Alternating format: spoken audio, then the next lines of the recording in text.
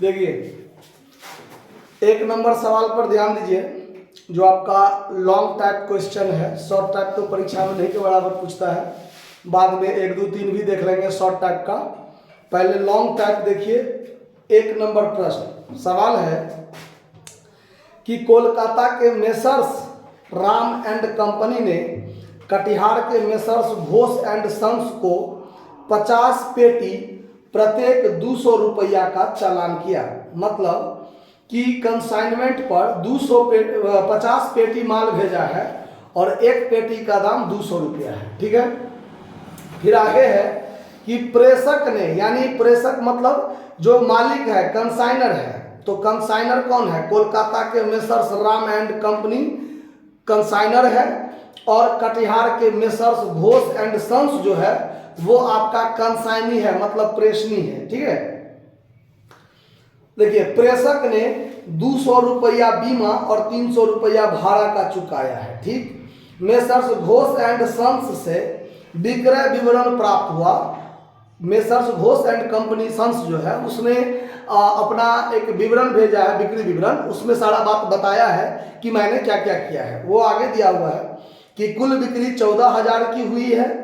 Messrs Ghosh and sons के द्वारा किए गए व्यय, यानी मेसर्स घोष एंड सन्स ने कौन कौन सा खर्च किया था वो दिया है कि डाक खर्च 20 रुपया, गाड़ी भाड़ा 50 रुपया, गोदाम का किराया 130 रुपया।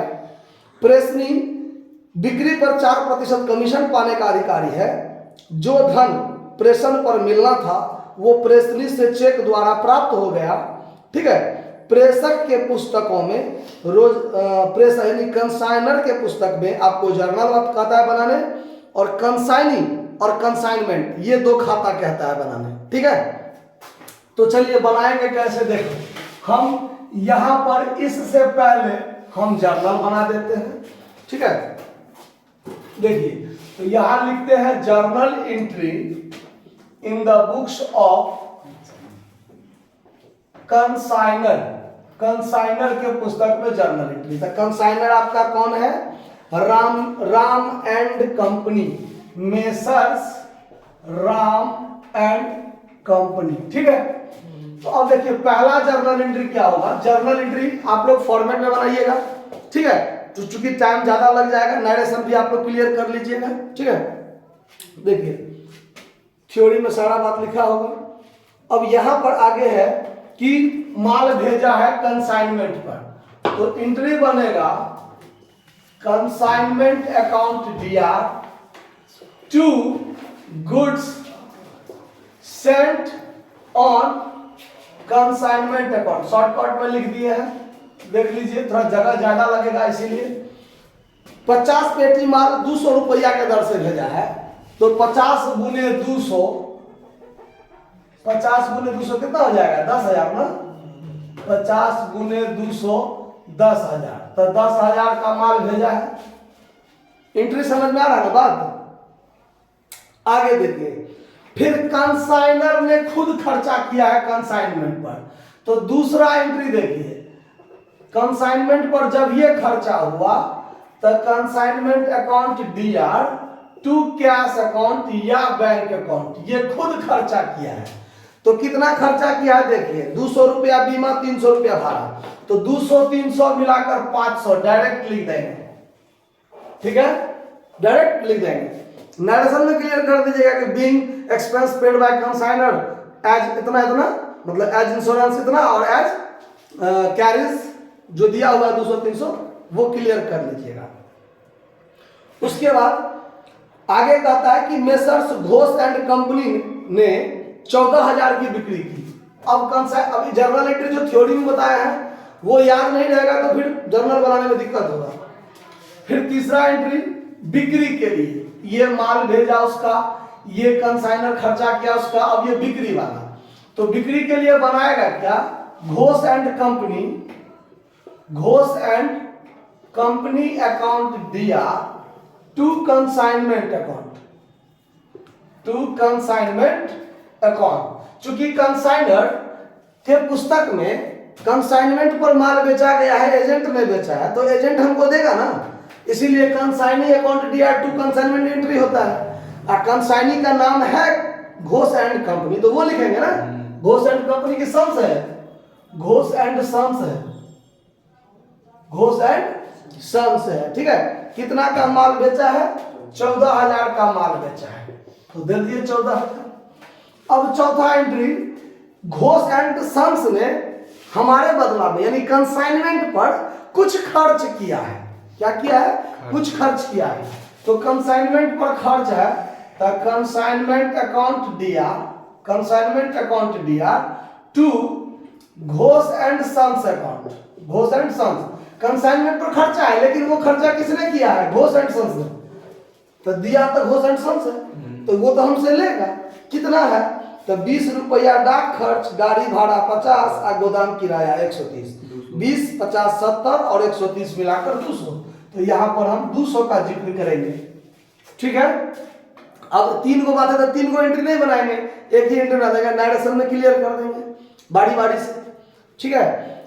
अब चलिए 4% कमीशन भी ले रहा है, कंसाइनी 4% कमीशन ले रहा है। तो अब ये कमीशन भी तो खर्चा है, किस पर? कंसाइनमेंट पर। तो कंसाइनमेंट अकाउंट दिया टू, ये रुपया कौन लेगा हमसे? Ghosh and sums. तो टू घोष एंड सम्स कितना रुपया? 4%। तो किसका? तो जितना बेचा है उसका। तो 14,000 का 4%, 560 रुपया, 14 चौके 56 होता है ना, ठीक है। अब चलिए अगला एंट्री क्या होगा? अगला एंट्री क्या होगा? अब देखिए, जितना बात था उतना बात तो हम कर दिया। अब हमको क्या करना है? कंसाइनमेंट पर प्रॉफिट या लॉस होगा, एक एंट्री वो बनेगा। अब वो कितना प्रॉफिट या लॉस हुआ उसकी जानकारी तो हमको नहीं है अभी, वो तो खाता बनाएंगे तब पता चलेगा। और एक एंट्री कि घोष एंड सन्स के पास कंसाइनर का कितना पैसा बचा हुआ है, वो पैसा हमको देगा ना, तो उसका भी बात को अभी हमको जानकारी नहीं है कि उस पर मेरा कितना पैसा है, उसका खाता खोल लेंगे तब पता चलेगा, है ना। तो अब बनाएंगे कंसाइनर के पुस्तक में, in the books of consignor, in the books of consignor हम सबसे पहले कंसाइनमेंट अकाउंट बनाएंगे, कंसाइनमेंट अकाउंट बनाएंगे। तो कंसाइनमेंट अकाउंट बनाएंगे तब हमको फायदा या घाटा का जानकारी होगा कि कंसाइनमेंट पर क्या फायदा क्या घाटा हुआ। उसके बाद घोष एंड सन्स का अकाउंट बनाएंगे, तब पता चलेगा कि उस पर मेरा कितना पैसा बचा हुआ है, तभी ना पता चलेगा, अभी तक तो नहीं पता है। चलिए पार्टिकुलर अमाउंट आप लोग मेंशन कर लीजिएगा। अब देखिए, अब यहां हमारे पास जर्नल है, जर्नल नहीं भी रहता तो हम लोग इसका लेजर पोस्टिंग कर सकते हैं अगर जर्नल आएगा तो। कंसाइनमेंट है डीआर में, तो लिखेंगे डीआर में क्या लिखेंगे? To goods sent on consignment account. कितना रुपया का माल भेजे हैं? 10,000 का। कंसाइनमेंट है डीआर में, तो डेबिट में लिखेंगे टू कैश, यानी कंसाइनर खुद खर्चा किया है। कितना रुपया? 500। कंसाइनमेंट है क्रेडिट में, तो लिखेंगे क्रेडिट में बाय घोष एंड सन्स। क्या लिखेंगे? By Ghosh and sons account. कितना का माल बेचा है, यानी जब जर्नल एंट्री नहीं कहेगा, सिर्फ लेजर पोस्टिंग करना है, तो ध्यान रखना है कि माल भेजेगा तो डेबिट में, कंसाइनर खुद खर्चा करेगा तो डेबिट में, कंसाइनिंग माल बेचा तो क्रेडिट में। ध्यान रखेंगे इस बात को। उसके बाद कंसाइनमेंट पर घोष एंड सन्स ने खर्चा किया है। क्या किया है? खर्चा किया है। कंसाइनमेंट है डेबिट में, तो लिखेंगे डेबिट में क्या लिखेंगे? To Ghosh and sons account. कितना रुपया? ये बात ध्यान रखना है कि अगर जर्नल नहीं बनाए रहेंगे, कंसाइनी ने कंसाइनमेंट पर खर्च किया है तो लिखेंगे डेबिट में, लेकिन नाम किसका लिखेंगे? घोष एंड सन्स का, यानी कंसाइनी का नाम लिखेंगे। कंसाइन वाला हो गया। इसमें कंसाइनमेंट पर घोष एंड सन्स को कमीशन मिला है, तो कमीशन भी इसी पर का खर्चा है ना, लेकिन वो कौन लेगा हमसे? Ghosh and sons. तो to Ghosh and sons account, ये हमारा कंसाइनमेंट पर क्या हो गया? कमीशन। समझ में आ रहा है बात? और तो कुछ नहीं है सवाल में, हो गया। अब यहाँ पर जोड़ घटाव कीजिए, देखिए कितना फायदा घाटा होता है। इधर 14,000, इधर भी 14,000, 14,000 में से 11,260 घटेगा ना, 5 5 10 1,000, 11,260, 11,260 घटाइए तो कितना होता है?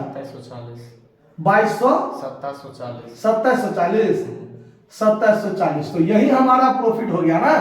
तो 2PL अकाउंट प्रॉफिट आंसर है 2740। देखिए तो है। अब इसके लिए एक एंट्री इसके लिए भी बनेगा कि कंसाइनमेंट के डेबिट में 2PL अकाउंट, यानी कंसाइनमेंट अकाउंट दिया 2PL अकाउंट, कितना रुपया? 2740, 2740। समझ आ गया बात? समझ में आ गई बात? अब घोष एंड सन्स अकाउंट बनाएंगे। अब देखिए घोष एंड सन्स, इसमें कहां कहां घोष एंड सन्स है? तो या इसमें नहीं, इसमें नहीं, इसमें है। घोष एंड सन्स है। डेबिट में तो लिखेंगे, डेबिट में क्या लिखेंगे? टू कंसाइनमेंट अकाउंट, यानी माल बेचा है 14,000 का, तो 14,000 वो हमको देगा। कंसाइनर के लिए जो कंसाइनी है वो क्या है? देनदार है। क्या है? देनदार। तो डेबिट से खाता शुरू हुआ ना, तो टू कंसाइनमेंट अकाउंट 14,000 माल बेचा है उसका। उसके बाद उसने हमारे बदला में खर्चा किया, तो घोष एंड सन्स है क्रेडिट में, तो क्रेडिट में लिखेंगे बाय कंसाइनमेंट अकाउंट। कितना खर्चा किया? 200। तो वो हमसे काट लेगा ना, इसी 14,000 में से ना काटेगा। फिर यहाँ कमीशन हुआ 560, क्रेडिट में है, तो क्रेडिट में लिखेंगे बाय कंसाइनमेंट अकाउंट। तो ये हुआ एक्सपेंस के लिए, ये हुआ कमीशन के लिए, और ये हुआ जो उसने माल बेचा है उसके लिए। है कि नहीं? अब कितना? 560 रुपया। अब सारा बात हो गया, अब कुछ है नहीं इसमें। अब ये 14,000 में से ये दोनों रुपया काट लेगा, तो बाकी रुपया हमको देगा ना। तो जो देगा वो कैश के माध्यम, चेक के माध्यम से दे रहा है, तो बाय बैंक अकाउंट लिखेंगे। ठीक है। तो कितना घटा के आया?